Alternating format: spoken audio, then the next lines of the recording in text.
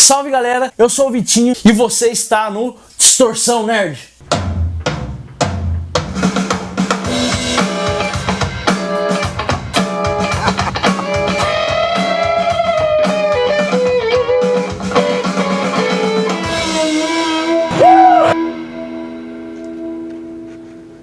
No início do século XXI, a corporação Tyrell levou a evolução robótica até a fase Nexus, seres virtualmente idênticos aos humanos, conhecidos como replicantes.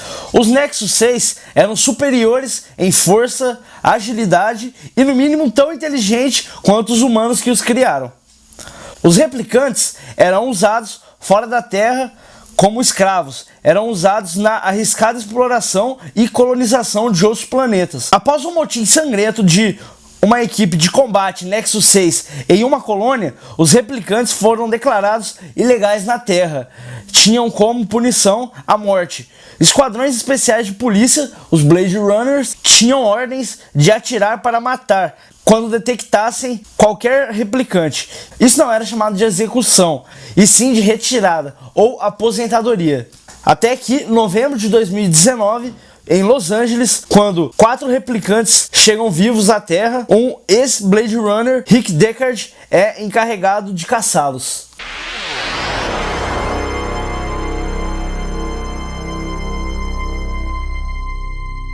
Tudo isso que eu disse até agora é a explicação de início do filme. A história é ambientada no século XXI, um futuro cyberpunk, um futuro alternativo, com visual deslumbrante de um mundo futurista e decadente que se destaca logo no início do filme, como também a magnífica direção de arte e fotografia destaca já de cara, escancarado no início do filme. Blade Runner, filme baseado no romance de Philip K. Dick, do Android's Dream of Electric Sheep. Android sonha com ovelhas elétricas. Blade Runner temos a direção de Ridley Scott, Harrison Ford no papel de Deckard, Shin Young, que faz o papel da Rachel, Daryl Hannah, que faz a Pris, Joel Turkel, que faz o Dr. Eldon Tyrell, William Sanderson, que faz o J.F. Sebastian, Edward James Olmos, que faz o Gaff, Rutger Hauer, Roy Batty.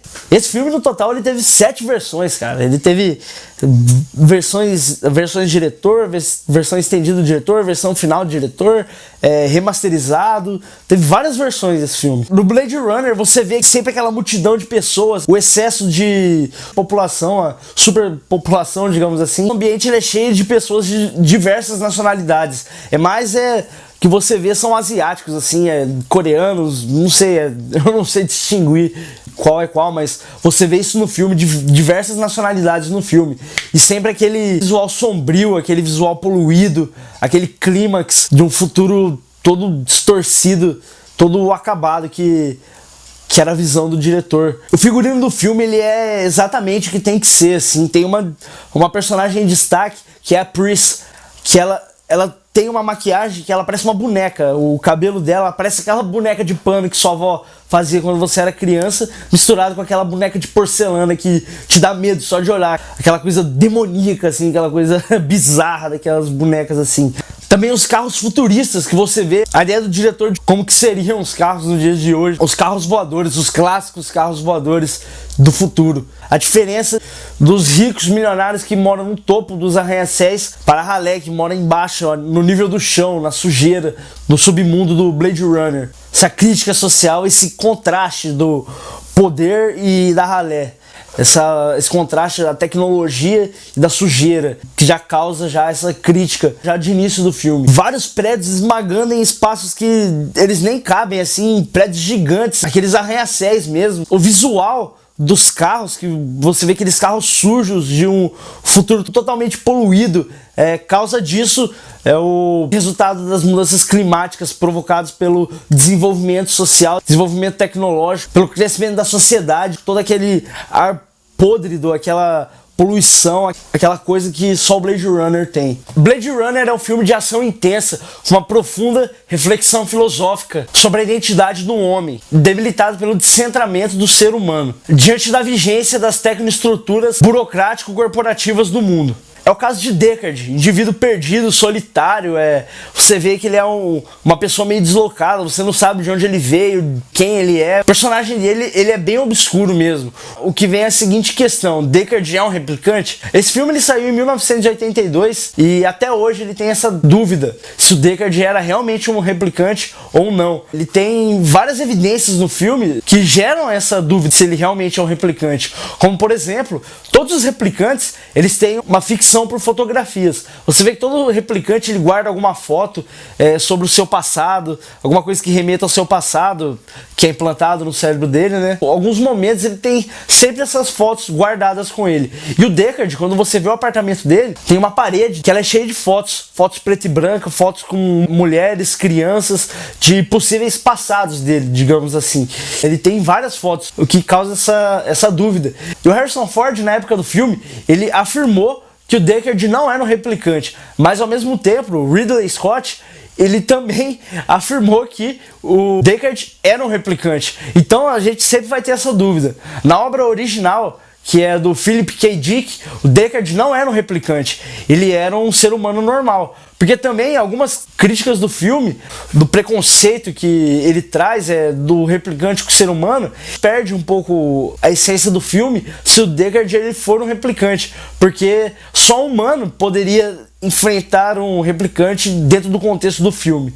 O que se passa seria perfeito para o humano e não um replicante. 6 replicantes desaparecem e foram parar na Terra, mas 2 replicantes sumiram. Acho que, se eu não me engano, um replicante morreu e o outro ele ficou sumido. E também é o que gera a dúvida se um desses replicantes não é o Deckard. E o Deckard ele é convocado pela polícia para caçar esses replicantes que faltam, para exterminar eles da Terra. Ele chega ao departamento de polícia e o chefe de polícia de Los Angeles pega e dá a letra para ele, fala o que ele tem que fazer e tal, e ele nega. E o chefe de polícia fala: meu chapa, se você não fazer isso, você sabe o que pode acontecer. Aí ele acaba cedendo e fazendo isso. E lembrando que o Deckard, ele era um Blade Runner aposentado. Ele não atuava mais. E nisso, você vê que ele tem alguma dívida ali com a polícia. Alguma coisa tá errada, entendeu? Não é mostrado isso no filme. Ele sempre tem aquela coisa do passado obscuro. Ele sempre tem algo a esconder. Mas o filme, ele vai além disso. Blade Runner não é só um filme de ficção científica qualquer. Não.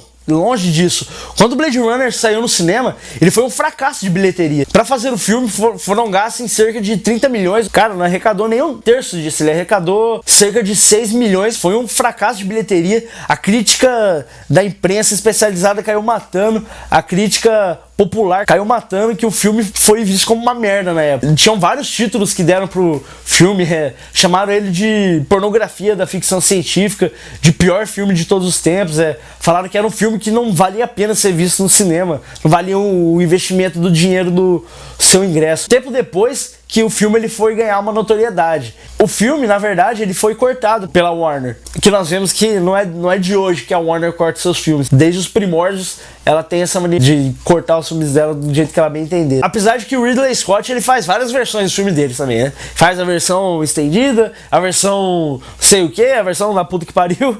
Mas enfim, tempo depois do filme estreado no cinema, uma versão do diretor, ela saiu da Warner e foi parar nas mãos de um jovem da Warner e levou pra faculdade pra exibir pra alguns estudantes. Só que nisso vieram muitas pessoas assistir o filme, enobreceram assim o filme. A Warner, o que a Warner esperta fez? Recolheu esse material de volta, devolveu pro Ridley Scott e falou pra ele o seguinte: agora você faz esse filme da maneira que você bem entender.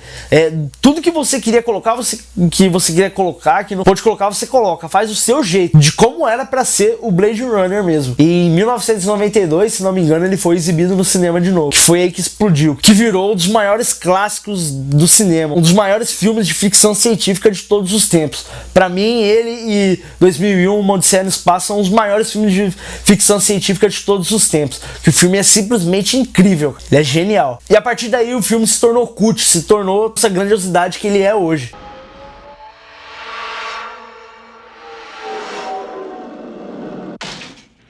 I need your deck. This is a bad one, the worst yet. There was an escape from the off-world colonies 2 weeks ago. 6 replicants, 3 male, 3 female.